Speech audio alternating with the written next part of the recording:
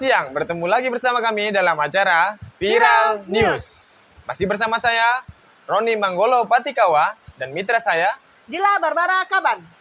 Ya, seperti biasa, Viral News akan membacakan berita dan menginformasikan berita-berita terupdate, terpercaya tentunya, khususnya untuk wilayah Kepulauan Riau dan sekitarnya. Nasional juga ada, oke? Berita pertama akan dibacakan oleh Dila. Oke, untuk berita pertama dari tribunbatam.id. Penemuan mayat di Batam, seorang pria ditemukan tak bernyawa di pantai Palam Sepring, Nongsa. Batam, tribunbatam.id.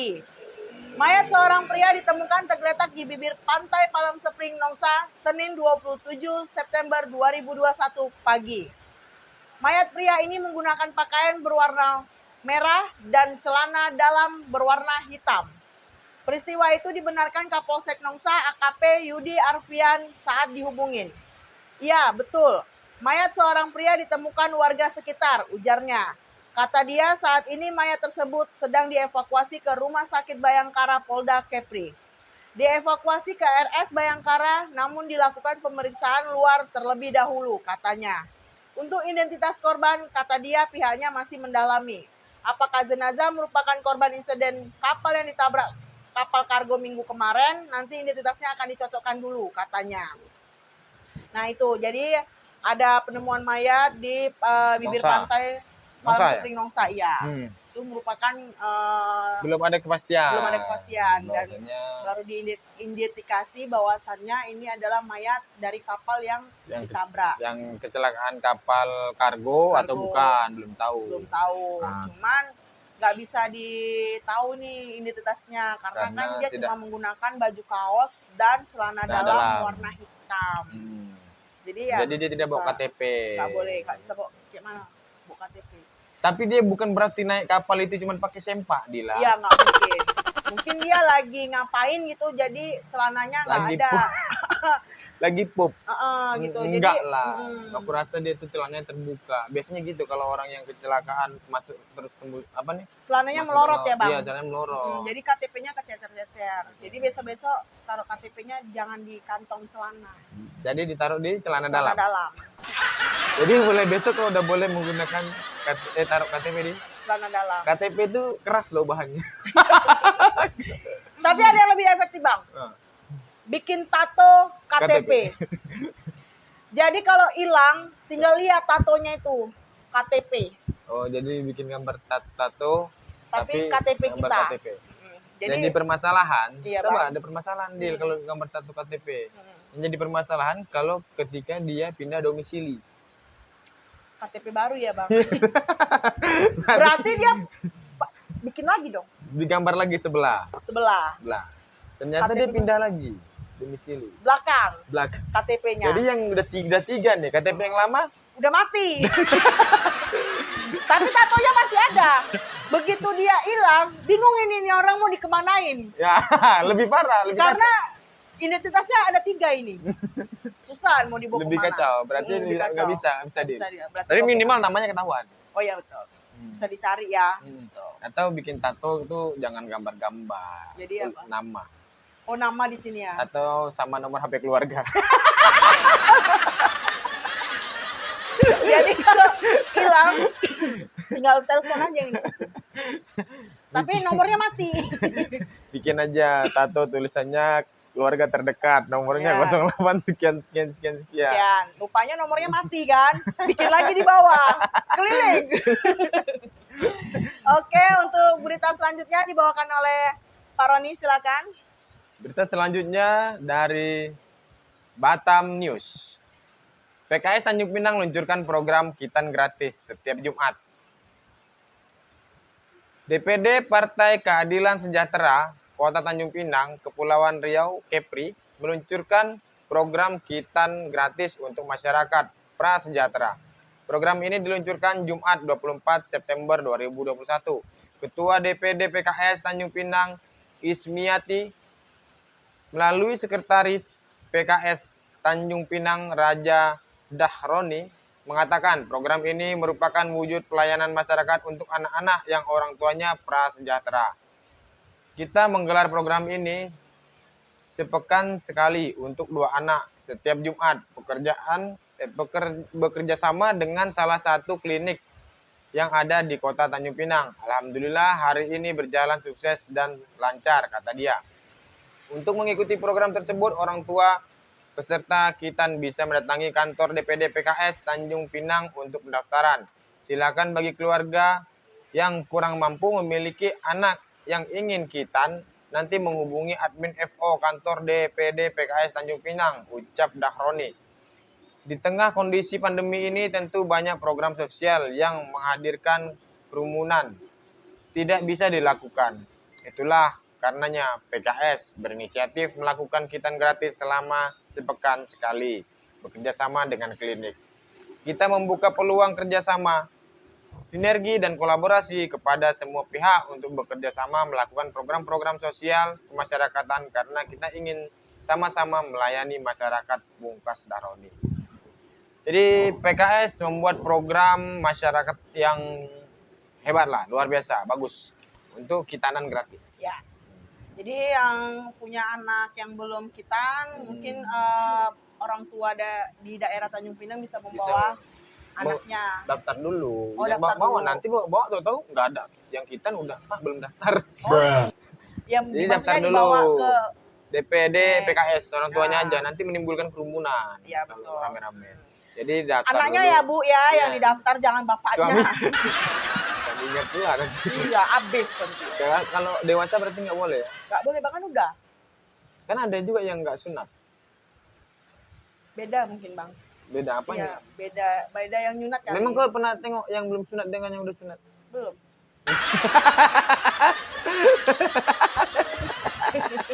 Kita bedanya yang sunat dengan, jangan kau bayangkan. Dia malah Ini ngebayangin bentuk yang udah sunat dengan pertanyaan menjebak.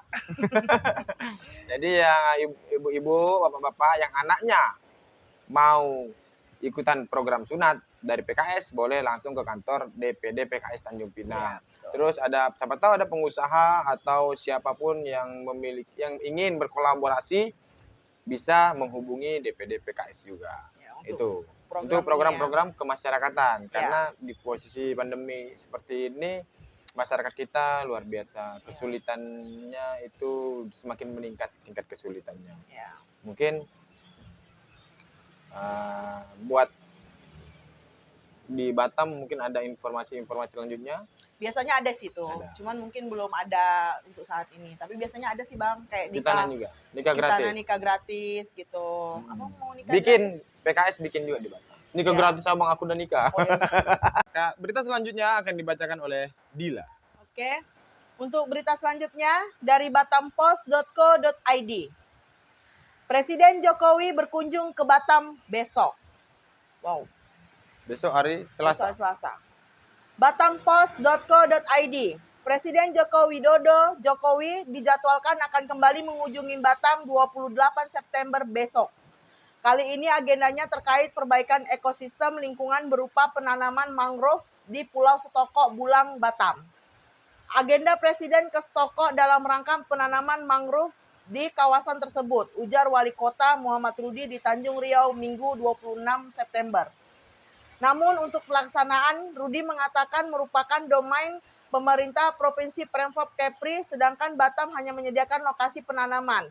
Rudi menjelaskan dipilihnya Setoko untuk lokasi penanaman mangrove karena untuk pemulihan lingkungan.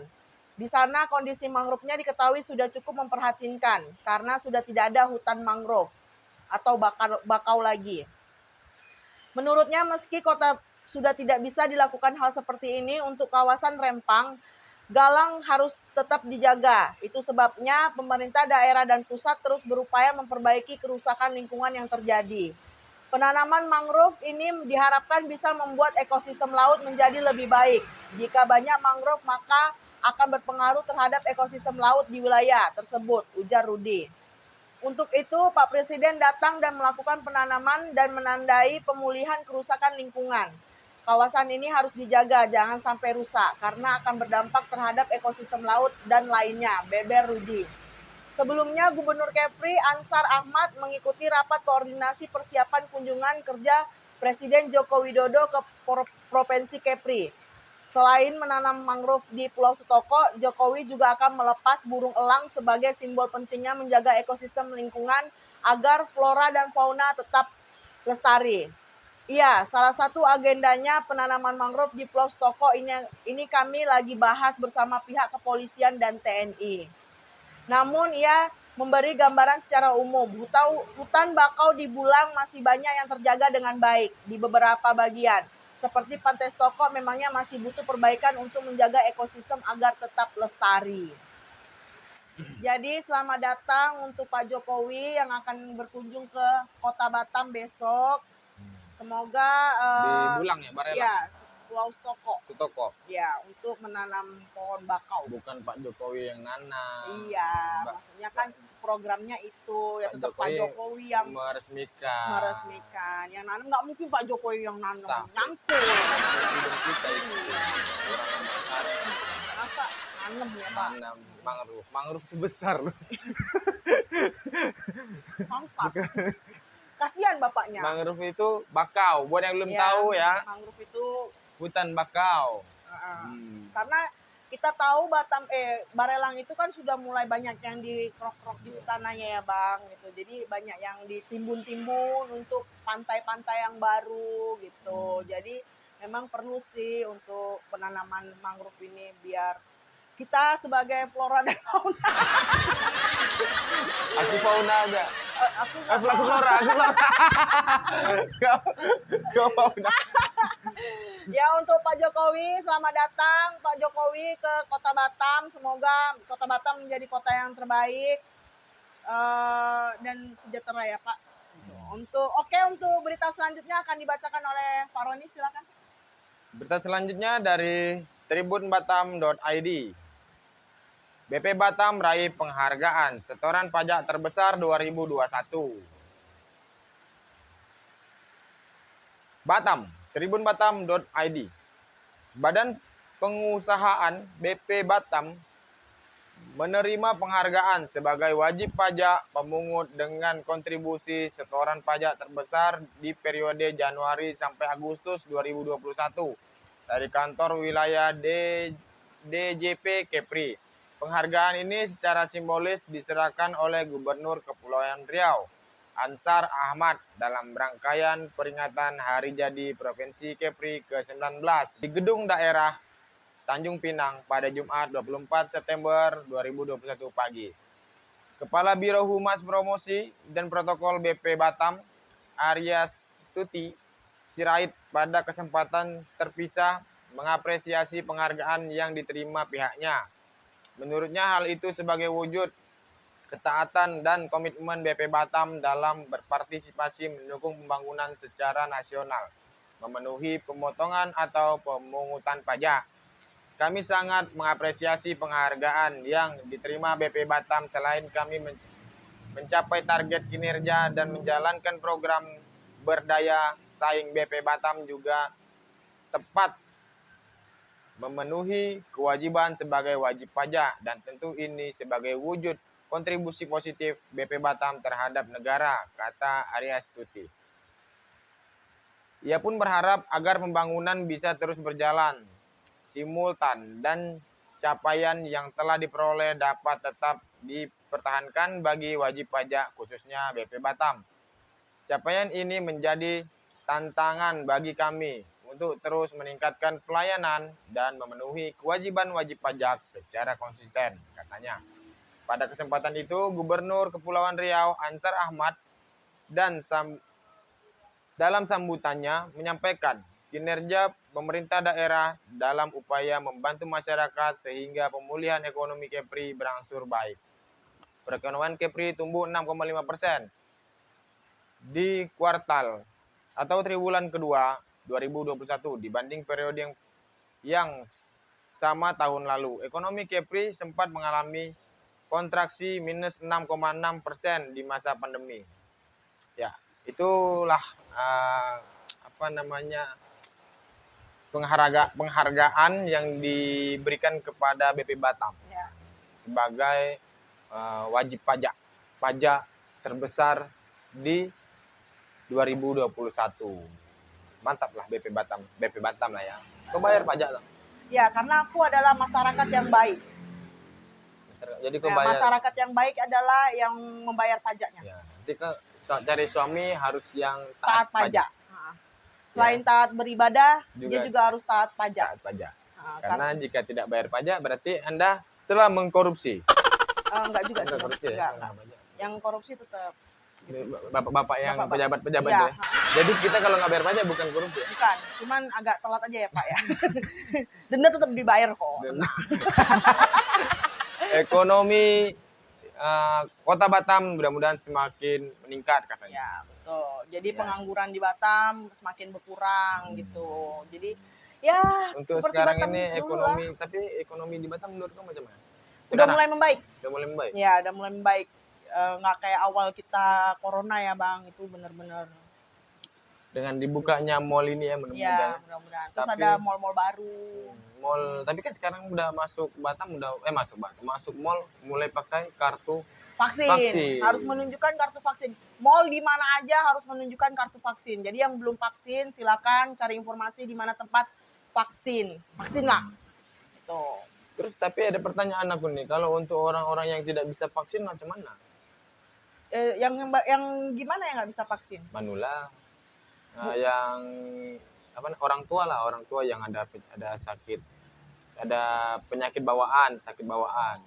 Berarti nggak boleh ke mall. Maksud aku tuh gimana? Yang ini nih masalah ini juga masih belum disosialisasi dengan baik. Jadi masih banyak mungkin atau aku yang nggak tahu ya. Kau tahu nggak?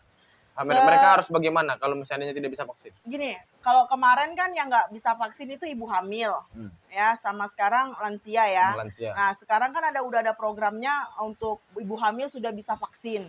Nah, mudah-mudahan nanti untuk kedepannya yang lansia juga bisa gitu. Kayak gimana caranya lah, mungkin obatnya yang kurang diturunin dosisnya gitu, mungkin. Ya untuk sekarang ini. Untuk sekarang. Lansia berarti nggak bisa belum bisa vaksin kan? Belum bisa vaksin Belum bisa karena vaksin kan? resikonya agak lebih tapi tinggi. kok tahu nggak kalau seandainya mereka tidak bisa vaksin kan berarti kan nggak bisa kemana-mana nih. Iya, nggak bisa kemana-mana. Kan solusi buat mereka tuh seperti apa untuk saat ini, untuk sekarang ini? Tahu nggak? Enggak. Nah, nggak tahu kan? Aku di situ juga nggak tahu. Jadi maksudku ini pasti ada solusi untuk lansia kan dari pihak pemerintah. Cuma berarti belum tersampaikan dengan baik. Mungkin seperti itu. Bisa diinformasikan kembali lah gitu kan. Oke, berita selanjutnya akan dibacakan oleh Dila. Oke, untuk berita selanjutnya dari batampost.co.id. Fotografer cabul di Batam dihukum 12 tahun penjara. Masih ada model-model kayak gini di Batam ya. Di Batam itu Anda melakukan sesuatu yang viral, itu bakal tersebar di satu Batam. Foto cabul maksudnya? Coba baca dulu, aku mau dengar. Oke. Foto cabul, fotografer cabul. Batampost.co.id. Rahadi Saputra, fotografer di Batam, dijatuhi pidana penjara 12 tahun oleh Majelis Hakim Pengadilan Negeri Batam. Pria berusia 21 tahun ini dinilai terbukti secara sah dan meyakinkan menyetubui beberapa anak di bawah umur. Bahkan 2 diantaranya korban yang masih belia itu akhirnya hamil. Kasih Intel Kejari Batam, Wahyu Oktaviadi, mengatakan vonis untuk Rahadi dibacakan pada akhir Juli lalu. Karena perkara cabul, proses persidangan pun tertutup untuk umum, kecuali saat pembacaan keputusan. Sudah divonis majelis hakim dengan 12 tahun penjara, dikurangi selama terdakwa ditahan, kata Wahyu di Lasnir dari Harian Batam Post Minggu 26 September 2021. Menurut Wahyu, vonis majelis hakim sama dengan tuntutan jaksa yang juga 12 tahun, serta denda 1 miliar subsidiar 6 bulan kurungan. Atau vonis tersebut terdakwa Rahadi sempat terdiam. Majelis hakim kemudian memberi waktu hingga 7 hari untuk melakukan upaya banding dan terima keputusan. Dalam 7 hari ternyata terdakwa tidak melakukan upaya hukum yang berarti sesuai KUHP, terdakwa menerima vonis. Begitu juga dengan jaksa penuntut umum yang menerima putusan, terang Wahyu. Dikatakan Wahyu saat ini Rahadi ditahan di Lapas Barelang Batam. Proses pemindahan tahanan dari rutan dilakukan setelah perkara tersebut inkrar atau memiliki kekuatan hukum. Dalam amar putusan, majelis hakim berpendapat bahwa perbuatan Rahadi terbukti melanggar pasal 81 ayat 2 Undang-Undang Perlindungan Anak nomor 35 2002, yakni membujuk anak untuk melakukan persetubuhan, di mana Rahadi yang memiliki hobi foto mengiming-imingi korban untuk mau difoto dan dijadikan model. Kemudian Rahadi mencabuli korban di sejumlah hotel di Kota Batam. Perbuatan Rahadi merusak masa depan korban dan membuat korban trauma. Bahkan 2 diantaranya hamil dan sudah melahirkan. Diketahui kasus Rahadi terungkap berawal dari adanya laporan korban yang telah dicabuli ke Polda Kepri. Modus yang dilakukan Rahadi yakni mengiming-imingi korban yang masih di bawah umur untuk difoto. Setelah berhasil, Rahadi kemudian mencabuli korban. Ada sekitar 10 korban, namun yang berani lapor hanya 4 orang. Di antaranya ada yang hamil. Setelah dilakukan pengembangan, ternyata video dan foto korban juga ada yang tersebar melalui grup media sosial WhatsApp yang rata-rata isinya anak di bawah umur. Oh, jadi dia mengiming-imingkan buat difoto. Tuh. Karena Sayangnya, dia fotografer. Iya, umurnya masih 21 tahun. Korbannya rata-rata 16. anak dan ada yang sudah hamil dan melahirkan. Hah? Ada yang sudah melahirkan, Bang. Berarti udah lama dia cabuli. Berarti sudah lama gitu. Sayang banget, umur 21 tahun, 12 tahun penjara, berarti dia keluar-keluar umur berapa itu? 12 tahun, berarti 23. 23. Kok 23? 32 tahun. Wah, sayang sekali. Kok 32 dong? 21 tahun. 33 tahun. 33 tahun. Jadi dia itu mengiming-imingkan tuh di foto. Dan dibawa ke hotel yang ada di Batam. Gini loh, karena memang kita ini kan makin kesini kan makin ngeri nih sosial media tuh, Bang. Jadi kan kalau ibaratnya apalagi anak-anak zaman sekarang ya, kalau misalnya foto bagus atau gimana gitu kan mereka senang gitu kan. Apalagi anak-anak yang masih SMP atau SMA. Jadi mungkin karena diiming-imingin itu, jadi mereka tuh kayak tergiur gitu. Nah, nextnya sih buat adik-adik yang masih SMA, SMP, ya foto sendiri aja dah. Kan yang kamera HP juga bagus-bagus. Filter kan banyak filter, ya kan? Iya. Foto aja gitu di berbagai sudut kota Batam, nggak perlu lah pakai fotografer gitu. Bukan berarti mengecilkan pekerjaan fotografer. Ya. Maksudnya ya banyak fotografer yang bagus, yang profesional gitu. Tapi kalau untuk masih anak sekolah tujuannya seperti apa gitu ya kan. Mau difoto tuh tujuannya seperti apa. Kalau cuma sekedar buat supaya hasil jepretan yang bagus, ya pakai kamera biasa aja dah, nggak nyuruh-nyuruh. Kalau memang mau suka foto ya, mau jadi fotografer yang suka foto ya jangan gitulah. Jangan aneh-aneh lah. Biar nanti untuk kedepannya itu lebih bagus. Mana tahu jadi terkenal fotografer ini gitu. Oke, untuk berita selanjutnya dibacakan oleh Bang Roni, silakan Bang. Berita selanjutnya dari tribunmedan.com. Viral, mertua tendang menantu saat akad nikah. Ternyata gara-gara ini, tanda tanya. Ini bayangkan aja ini. Lagi di pernikahan, udah ijab kabul tuh, ya kan? Belum, ini belum sempat ijab kabul. Oh belum, baca dulu. Tribunmedan.com, viral, mertua tendang menantu saat akad nikah. Ternyata gara-gara ini. Dalam video amatir durasi 1 menit 41 detik, pertama kali diunggah di sosial media Facebook. Video itu diunggah oleh akun Facebook Ansar Blur sekitar pukul 11 WITA. Dalam video, proses ijab kabul awalnya terlihat lancar dan seperti tidak ada kendala. Penghulu yang mengenakan jas biru memimpin ijab kabul tersebut. Setelah itu, tiba giliran orang tua pengantin perempuan membacakan istighfar dan syahadat. Di ujung bacaan syahadat, pria yang duduk berhadapan dengan pengantin, dengan mempelai pria, seorang perempuan terdengar berucap, "Awali si masalahna, hargai jaku madadoho sebagai keluarga nani." Ini pakai bahasa daerah ya. Bahasa daerah.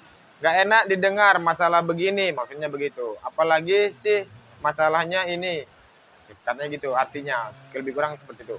Hargai kami sebagai keluarganya. Tak enak didengar masalah begini, katanya seperti itu. Terdengar suara wanita dalam video tersebut.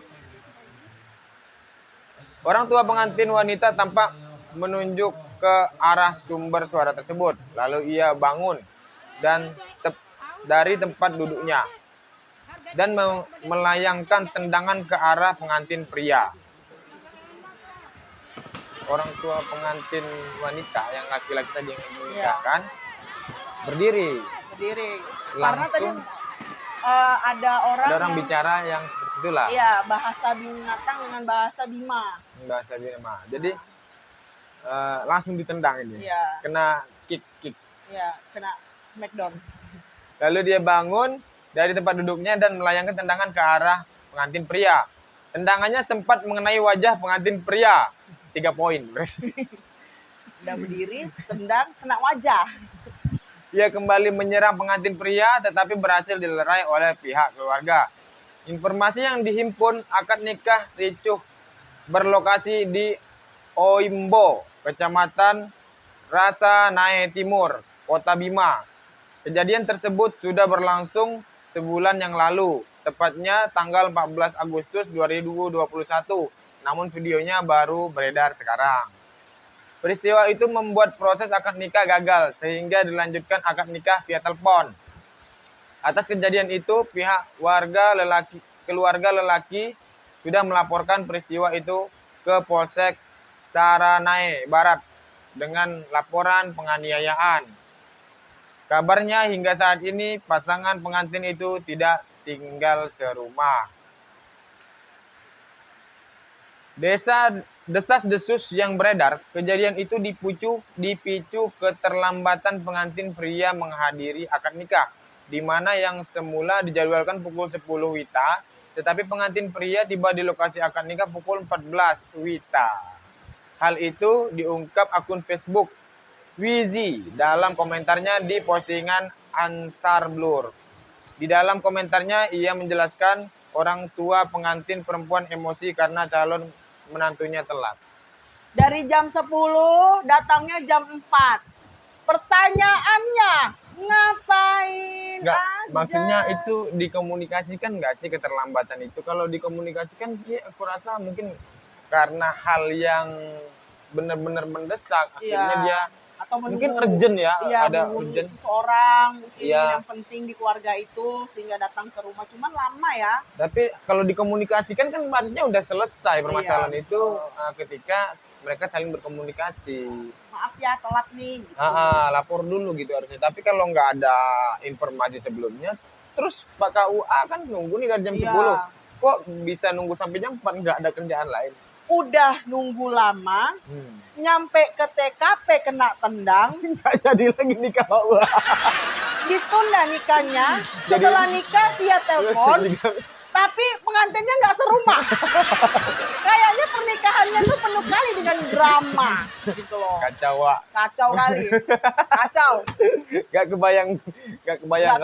Mohon maaf ya Allah, semoga saya tidak seperti itu. Ya, udah kena 3 poin ya, berdiri, ditendang, kena muka. Jadi maksudnya coba untuk seharusnya kalau terjadi lagi keterlambatan, apapun permasalahannya mungkin seharusnya bisa dibicarakan. Iya, betul. Dengan cara apapun itulah. Pasti keluarga pengantinnya tuh mengerti. Oh ya, dikomunikasikan gitu. Jadi ditunda. Tapi jadi permasalahan orang kan ngobrol di bawah, ya kan? Ini ada perdebatan kan di bawah panggung, di bawah tempat akad nikah. Kenapa sih bapak mertua tiba-tiba menendang? Tidak menendang. Naik tensi, Pak. Kalau itu mungkin mungkin karena dia ada emosi sesuatu yang tadi ya, ada yang tiba-tiba ngomong bahasa hewan yang mungkin langsung emosi gitu.